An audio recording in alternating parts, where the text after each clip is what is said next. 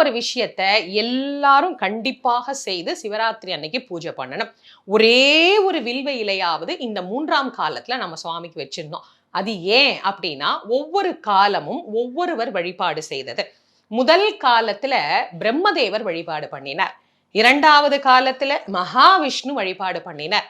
3வது காலத்துல அம்பிகை சாக்ஷாத் சிவபெருமானோடு இணைந்தே அருள் புரியக்கூடிய தேவி வழிபாடு செய்து அருளிய காலம். அந்த காலத்துலதான் பிரம்மாவுக்கும் விஷ்ணுவுக்கும் இடையே ஏற்பட்ட வாதத்தை போக்குவதற்கு எம்பெருமான் ஜோதி ஸ்வரூபமாக லிங்கோத்பவராக நின்ற அற்புதமான நேரம். அதனால அந்த காலத்திற்கு லிங்கோத்பவ காலம் அப்படின்னே பேரு.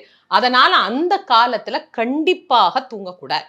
அடுத்து 4ஆம் காலம் தேவர்கள், ரிஷிகள், மானுடர்கள்னு அனைவரும் வழிபட்ட காலம். இந்த சிவராத்திரி விரதத்தை பொறுத்த வரைக்குங்க, சிவபெருமான் அப்படிங்கிறவர் நம் ஆன்மாவினுடைய